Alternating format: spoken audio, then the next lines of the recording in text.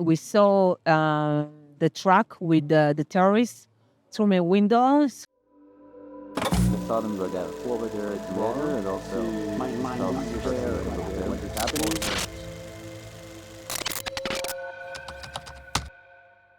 What's your name? My name is Ahuva. Ahuva. Where are you from? I'm from Sderot. Where are you originally from? I'm originally, my background is from Ethiopia. My parents, they moved from Ethiopia to Israel. My father moved 50 years ago and my mom 40 years ago. And they got married in Israel, and I grew up and raised in Ashdod, the city of Ashdod. Yeah. And where are you right now? Now, right now, I live in Sderot with my husband, and also my other family, my brother and sister. They also live in Sderot. And you have children? No, not yet. How old are you? I'm 41. I'm going to be 42 in 2 months. Nice. What do you do for work before October 7th? What were you doing, for work before October 7th? So I work in Bet Miyasdim.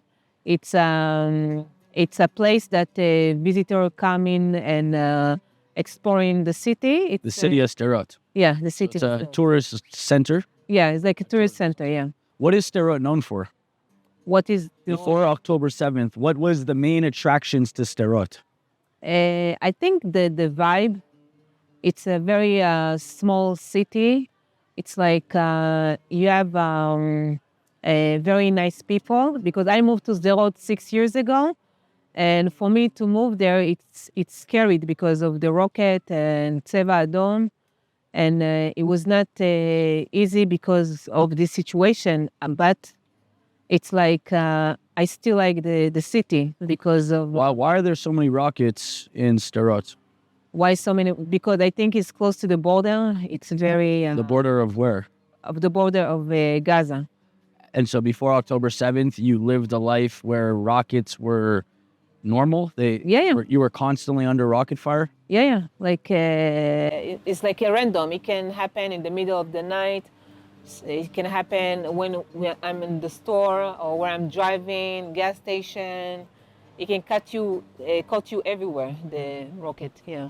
And it's kind of crazy, if you ask me, that somebody would choose to move to a place that rockets who are trying to kill you are a normal thing.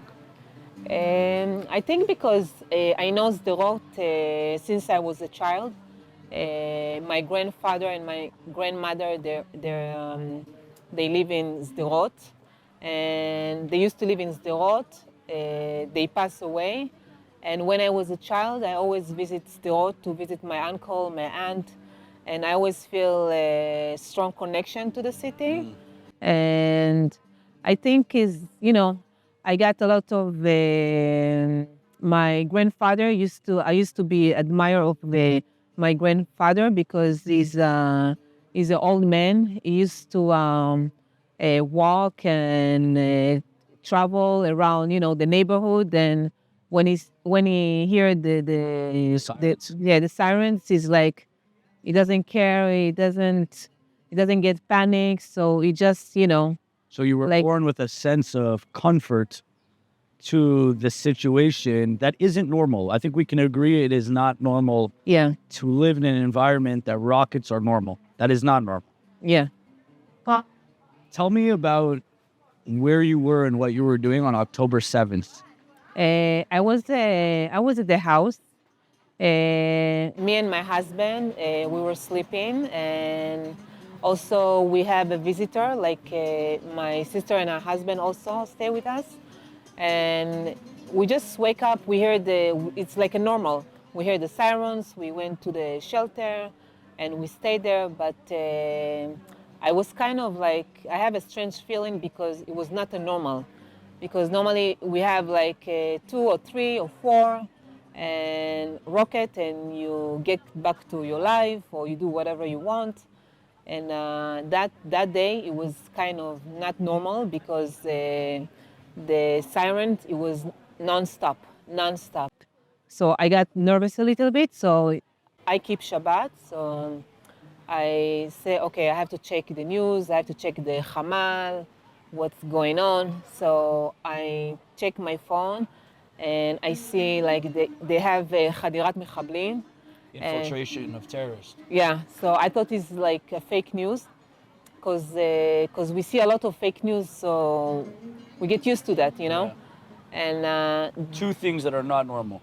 exactly. Rockets and fake news about terrorists. Yeah. And this is in the morning. You're now in the shelter in your house while this is all unfolding. You're on your phone. Yeah, me and my husband, my sister, we're trying to figure out what's happening. And then we turn on the TV and we see the news and we say this is not normal because we see on the news that like they have Hadirat Mechablim in Sderot and in the Otef. They like, you know, they show that people killed, but we don't understand what's happening, you know? So my mom, she lived downstairs. So I went to my mom and tell her, Mom, you have to come up to me because I live on the second floor. So I told my mom, you have to come up because they have terrorists. They walking around and you have to come. And she said, oh, you're joking. It's never going to happen. And me and my sister, we were very terrified. So we went upstairs. And then like... Did your mom come with you? No, they didn't believe me. They checked the news. My other sister, they checked the news. And then like the whole family came up because also my brother and his wife and the kids, the girls, they also came to stay with my mom for the for this weekend. So basically everybody came up to me and my husband apartment. And we start to check the news and we start to like... This is at what time approximately? Around 7:30 a.m. So I understood that in Sderot, early in the morning, there were terrorists that went directly to the police station in Sderot. And they started murdering people in the police station and around the police station. Living in Sderot, and you know, you said it yourself, it's a small place. Did you hear any of this? Did you see any of this? What did you understand of what was going on in Sderot with those police officers who were being murdered and you in your house? So this is the thing. We hear a lot of gunshot, but we thought it's the tank, you know, like the army. Yeah, so we didn't understand that this is a real gunshot because nearby the library, we hear everything. Like we can hear because it's very close. It's like 5 minutes by car. And it was not normal because we couldn't understand what's happening. We just hearing the gunshot and we don't understand anything. But my cousin live next building, so he told us there is a big gunshot in the police station. So you stay home because it's not safe to go outside. And also a few of police officers that I know, they also been murdered. And what were you feeling at this time? Like, you have your whole family with you in a safe room. You're hearing gunshots. Your stomach is telling you something not normal is happening. You have an unprecedented amount of rockets, and you know this from the Tzava Adom. What are you feeling? We didn't know what to do. We thought it's going to be the end of the world because we thought they're going to come everywhere. They're going to come to us because we check in on the windows. We saw like a lot of like truck, you know, like they going back and forth. And like we couldn't understand what's happening. This is a soldier, this is the army, this is like terrorists. It was crazy. It was really crazy. Everybody was, you know, crying and like everybody was like in shock. Yeah, shocked from this situation. Did anybody with you have a weapon? A neshek? No, nobody have a weapon. No. So basically, I volunteer in the police, and my first day was the day before the 7th of October. So I went there like from 5 a.m. to 7 a.m. And a few of the police officer and the volunteer, they say, oh, Ahuva, you know, normally the road is very quiet. Nothing happened. Like, it's so boring. You can sleep, you can, and I say, how? Like, and car, they can come, and this is scary, but I didn't think about that. That's going to happen. So I was thinking to myself, if it was the same day, I could be died, so I feel a very strong ashgacha Eliona. Yeah. And Strong connection. yeah, so Divine intervention. yeah. Yeah. Was there a point while you were in the safe room with your family, while all this chaos is happening, that made you feel, wow, this is unbelievable. This is happening. Did you see something from out the window? Did you see something on WhatsApp or on the news that made you realize this is not a dream? This is not a nightmare. This is real life. Yeah, the minute we saw the truck with the terrorists through my windows, we all get scared. So we closed the windows. We went to the safe room. We locked the door, and we were like trying to be quiet. And my little niece, they started screaming and they go crazy. And also my brother went to the synagogue early in the morning. So we also were very worried. Where is he? If he's going to come, not going to come. And my mom, she also was very scared, and she started to cry. We don't know what's going to happen, if he's going to come, if he's going to come back or not. But after when it came around like 11:30, so we were kind of like less, calm and less worried, but still, it still was like like the feeling. We didn't understand like how much we were like in a bad place, like. What time did you leave your house, and what time did the army come to rescue you? We left after like 3 days. The house. You were stuck in the house for 3 days? 3 days until Wednesday. How did you know that you can leave? What happened for 3 days? So this is the thing. We all, like 10 people, we were sleeping on the safe room, and we get up. It was crazy. Like the house was crazy, screaming. Like my husband talked with his parents from Florida, and my sister husband talked with his family in England, and like my uncle called my mom, and it was like everything was back and forth, because it was not only about us, it was about the people that also live in Sderot, our family, because we have like a lot of cousin, and Why didn't you leave the house for 3 days? Why we didn't leave? Yeah. First, because we were very scared to leave the house. We didn't want to leave because we don't know if still terrorists outside waiting for us. Like, we couldn't even like open the door, because we were like, we don't know what's happening, because we see on WhatsApp, on groups and Facebook, a lot of terrorists. They're like everywhere in Sderot. It's like, it was crazy timing. And what made you, after day 3, open the door and leave the house? Because first I was feeling very, very bad. I was very depressed because of the situation. I didn't want to stay in Sderot. I told my mom and my husband we have to leave. So first my mom, she didn't want to leave. She was not sure if it's safe to go on the road or not. But then, like, we decided, all the family, we kind of like split. My sister went to the army. My other brother went to the army, and me and also my husband went to the army. How did that make you feel?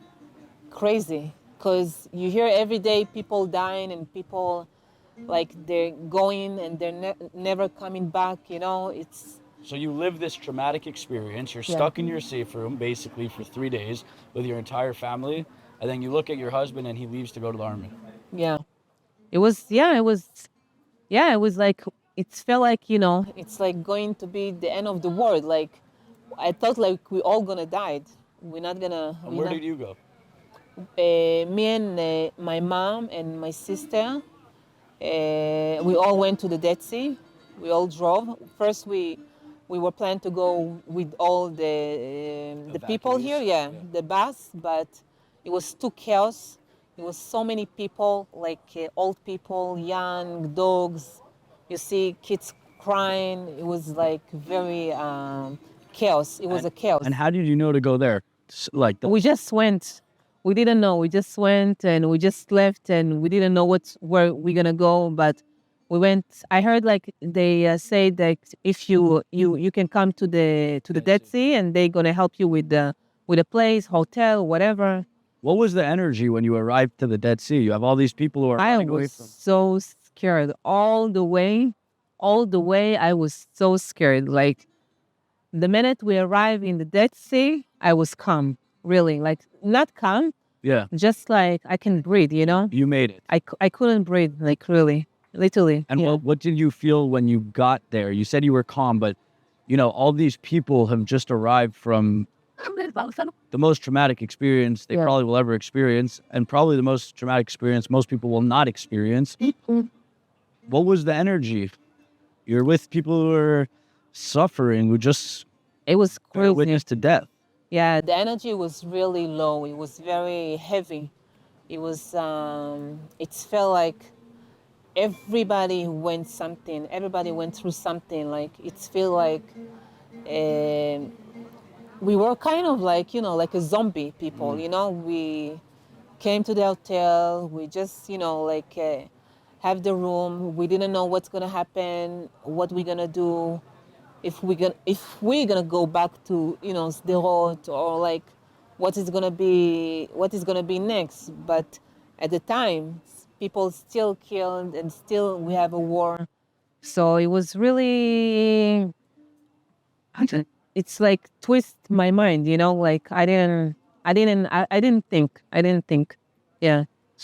Who was giving you information at the time?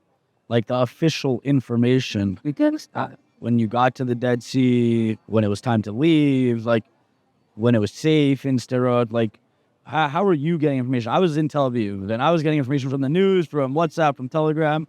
But you, as somebody who is a direct victim, who is now evacuated to the Dead Sea, who is giving you this information? So they bring some team to help us to get information if we need help with anything. In the beginning, it was hard. It was like how to understand things or to get information.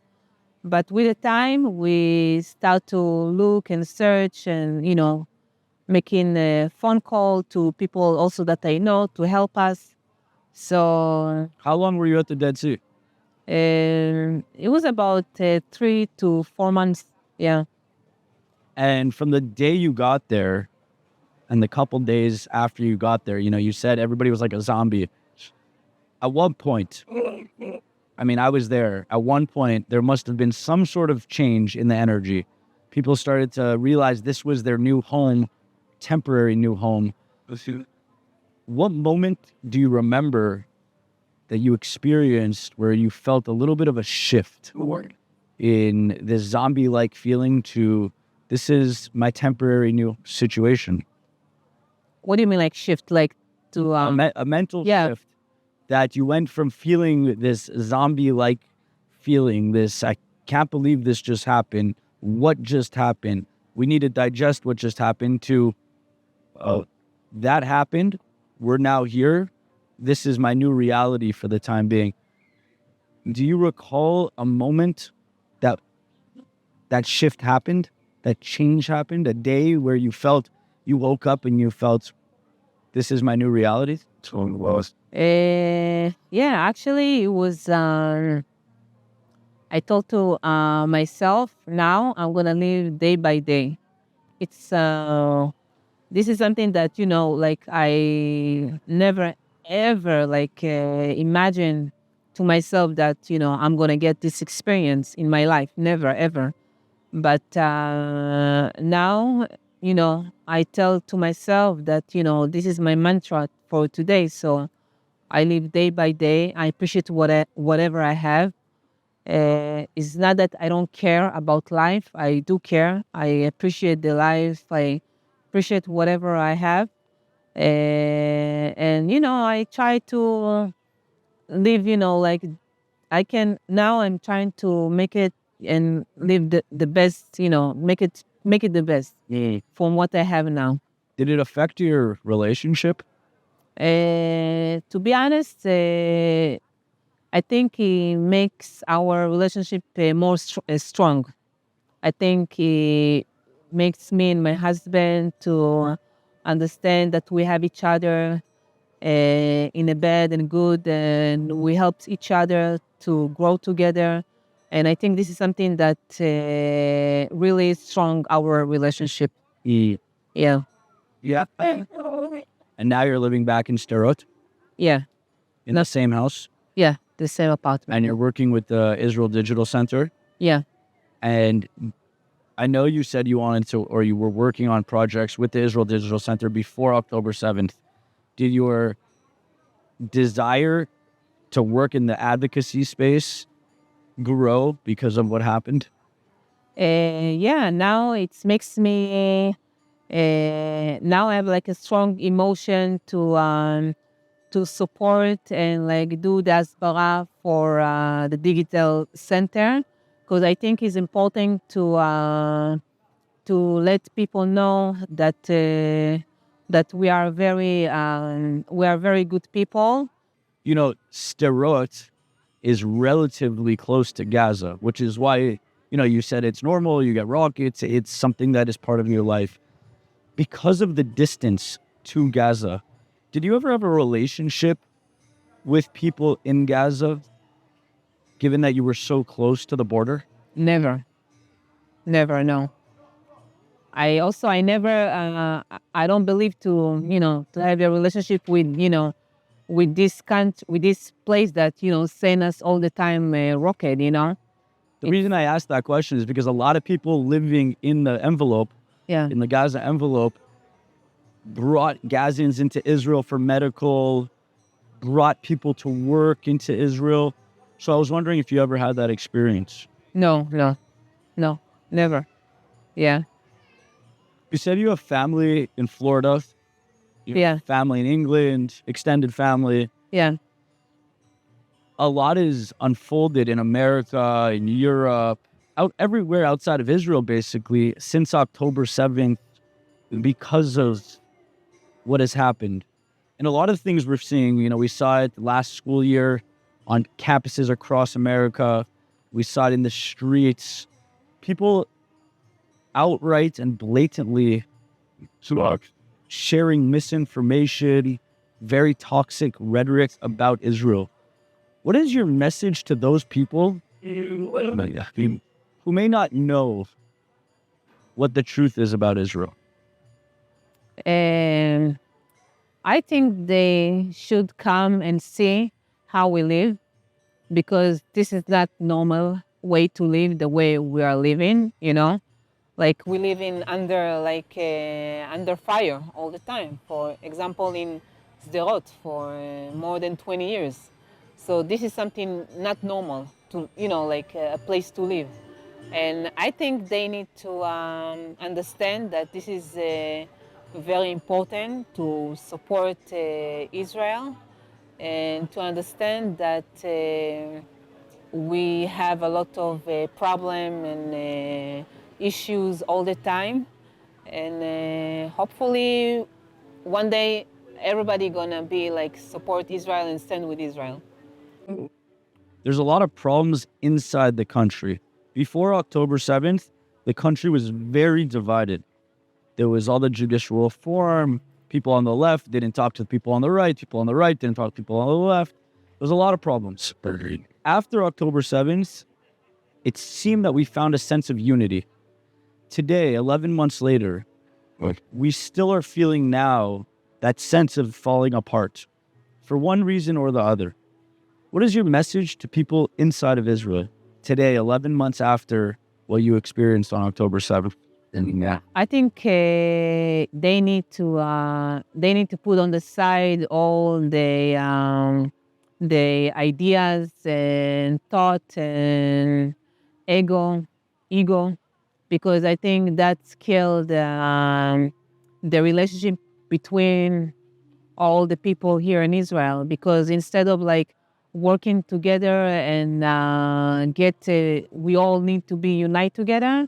So it's very sad that we are also falling apart and dividing and doing all these protests.